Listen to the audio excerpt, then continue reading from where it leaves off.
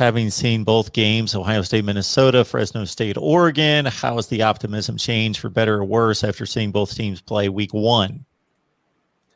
So for me, seeing how bad Tanner Morgan played and that Minnesota was still in the game gives me a little bit of optimism, especially considering the one plays that Tanner Morgan missed on or when, his wide receivers got really open. And you guys you have one DB who's confirmed to come back. One of them is questionable, correct? That is correct. So for me, with Troy Franklin coming back, I feel like having him on your guys's, who would typically be your cornerback 4 or 5, because Troy Franklin's coming out as our wide receiver 3, probably as a true freshman. Having him on your corner 4 or 5, and I know you guys are deep at that position, but I'm hard pressed to believe that your corner 4 or 5, maybe even 6, depending on what happens with these injured players, is going to keep up with Troy Franklin as well. Because Troy Franklin beat out some veteran solid wide receivers for his spot too. On top of that, our offensive line is all right. I think they might be able to hold up a little bit. Thankfully, you guys don't have a Chase Young this year. You have Zach Harrison's really solid, but obviously he's not Chase Young. What worries me though is going to be your guys' wide receivers. So we do have solid corners, but DJ James hasn't played yet. He was suspended. He was expected to be cornerback 2. Mykel Wright's the only returning experienced production we have at corner. And Jamal Hill would be the only returning experience at safety, but he was also out for that first game. So we really don't know exactly how the secondary is going to perform, and Ohio State has one of the best wide receiver rooms, if not the best wide receiver room in the country. I'm a lot less scared of Stroud than I was, though. I know he performed well in the second half, but like I said last time we talked, I don't think your wide receivers are going to be that open against Oregon. Stroud stopped making mistakes in the second half, and he settled into the offense, but he didn't have to make any difficult throws. It's that simple. So it's not a knock against him, because why make the difficult throw when you don't have to? So he hit the guys in stride that were wide open because of blown coverages, because of just mismatches more than anything, not necessarily blown coverages, although there were a couple instances there, but most of it was just a talent gap between Ohio State and Minnesota in that matchup. So Stroud was making the throws that he had to make, but those were not difficult throws. I can't think of one really impressive throw that he made in going 13 to 22 and a ton of yardage on those throws, because again, either he was throwing it short, Chris Olave and others making the guys miss and picking a big yardage, or guys wide open and him making longer throws, but not difficult throws. Wilson and Olave in particular, 2 throws that I can remember. And just again, across the board, he basically came out. They gave him easy throws.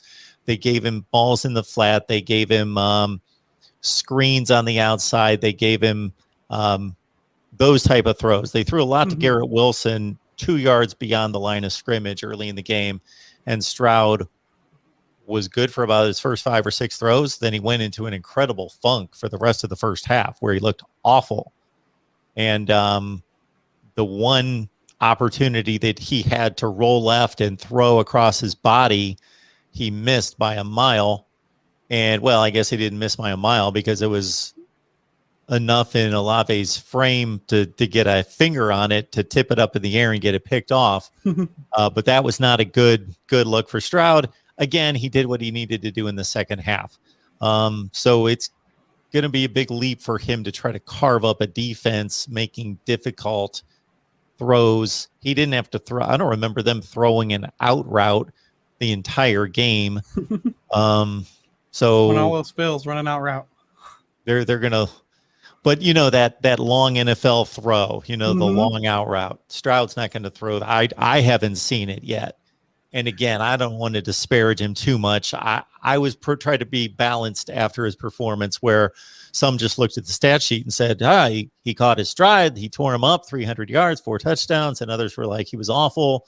He needs to be benched. Well, I think that he grew during that game. And let's see if he takes another step forward. We understand that was his first start and the first throws he's ever made in a college football game. The running game was pretty on point, as you might expect. Minnesota basically outplayed Ohio State for the majority of snaps in that game. Ohio State just made the enormous big plays.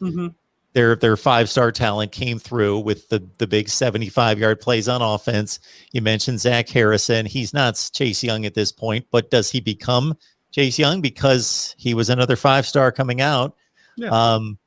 This defensive line has the potential to be amazing at some point. I don't know if they've got it in them yet, but two freshman five-stars in Sawyer and Tui Matalolo, and then Zach Harrison, who has been talking all off season and his coaches about how much improvement he's going to make to make it an enormous impact. And he had the one strip sack that may have turned the game around. Yeah. It's funny, outside of the COVID year, every year for the past how many years has the best defensive end played at least one game in Columbus, with Kayvon coming to Columbus this year. But two things I wanted to touch on was, one, Olave. Did you see Olave talking about Oregon was his dream school, but we never offered him? I did not. He someone tweeted that out today. It was a quote from Olave. Oregon was his dream school. We never offered him, and so he went to Ohio State. So a lot of people are thinking he's going to take this game personal. He was from San Diego, I believe. Yes. Yes, he is from San Diego. Yeah. And Ryan Day found him scouting somebody else. He said he grew up an Oregon fan. He had offers from UCLA. He had offers from Nebraska, Michigan, schools like that. So he had good offers. He was recruited by a lot of major Power 5 brands, at least. But he said his dream school was Oregon. Ohio State offered him, and obviously he's at Ohio State, and he turned into a great prospect. So there was a few Ohio State fans who were messaging me on Twitter. It was like, hey, what happened here? And I was like, hey, when we had Helfrich and we had Taggart, we were transitioning to Cristobal. There's quite a few guys we missed on who grew up Oregon fans. DJ Uyunglele. How am I forgetting? Tua Tagovailoa, Mackenzie Milton, all have come out and said they wanted to go to Oregon, but Oregon didn't push either until way too late, or they didn't push at all. And I'm glad we, learned how to recruit, because that was really tough for a couple of years. Aside from that, I wanted to ask, did Minnesota send a lot of pressure, or did they get a lot of pressure passed? Minnesota, I don't want to speak on something I can't necessarily recall or remember. I think they played a pretty vanilla standard defense. I don't remember them bringing pressure. No, certainly not anything exotic off the corner or anything delayed. They played it pretty straight up, trying to make tackles in space and trying to make Ohio State, take it down the field, in 10 plays. Oh yeah. Let's make Ohio State take the ball down the field like they're not, built to do that.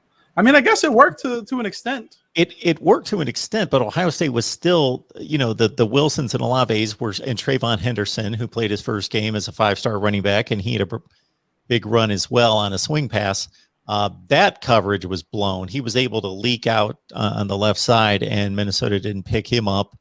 And I think when you have a talent gap, maybe being conservative isn't always the best thing, because sometimes you're conservative and they even outrun the conservative play. So you're supposed to keep it in front of you, but they still get loose.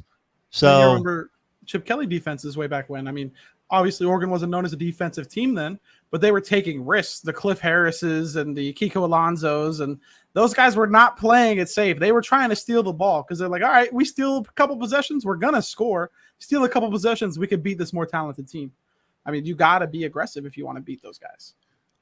Defensively for Ohio State, again, the defensive front is just so talented. We know that they're going to be good this year. Are they going to be ridiculously, amazingly, vintage 2018 Clemson good? They've got it in them, but considering two of them are freshmen, we'll see if they get there. What's interesting about Oregon throwing so many short and not even quite intermediate passes is that Ohio State's linebackers shaky. They're slow. That's the thing. They know where to be. They have the football IQ. They're just a little slower than you would ideally like them to be. The reactions or physically, it depends on which player you're talking about. Yeah, it does.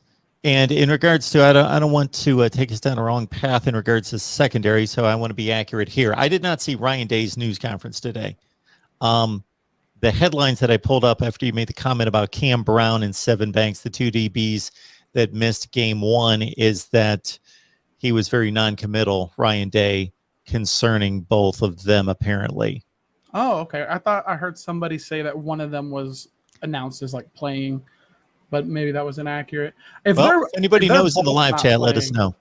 If they're both not playing, that really helps Oregon. I mean, we would have a much better chance. Although, I mean, realistically, I don't have much faith in Brown to get it deep. But I have faith in him to get it to a Troy Franklin or a Micah Pittman and then maybe beat your fourth corner and take it 20 yards. Because, I mean, as talented and as deep as you guys are, there's obviously not as big a talent gap as there was in Minnesota. And Oregon's wide receivers are obviously probably going to be better than Minnesota's on average. Denzel Burke's a player that was pressed into action for Ohio State, and he responded well. He played well. Some of the other players did not in the secondary. But what you routinely see, and I don't know if you have the same evaluation of trying to scout players, watching, of course, all we get is the TV coverage, is at least the secondary players, you get those ISOs against the wideouts, and you can evaluate their ball skills and whether they got burned or whether they hung in there, whether they're grabby, whatever they do. I love watching more so than linebackers. It was difficult for me to get a read on the Ohio State linebackers because we see the line play, and obviously the camera shot drifts to the quarterback, and then after on the replay we get the ISOs with the wide receivers and the DBs. Yeah. And Ohio State's DBs, as you can imagine, all highly recruited, fast enough, all that. So they didn't get burned, but their ball skills are not good. Lacking in ball skills. A lot. They panicked, and I'm saying they because it was multiple guys panicked, grab guys. They're right there. They should be confident in the ball skills, and they would make. And we're talking about a Minnesota receiving core that was missing Chris Altman-Bell, their best wide receiver, and otherwise they're not great. Marginal. Yeah. And piggybacking off the linebackers topic, I think linebacker is the strong suit of the Oregon team. Justin Flo debuted with, if I'm not mistaken, 15 tackles, a forced fumble, and I believe he had a pass deflection. I don't know if it was counted, but he got his fingertips on it, and it ended up incomplete. So he had one of the best freshman breakout games I've ever seen at Oregon. Noah Sewell, his first game. Noah Sewell obviously was amazing as a freshman, but his first game was nothing like that. And I do want to say it now, I don't know if Flo plays the entire game. He might get ejected before the game's over because, man, he plays with some reckless abandon. Like, he does not care. He's trying to hit you as hard as he can hit you.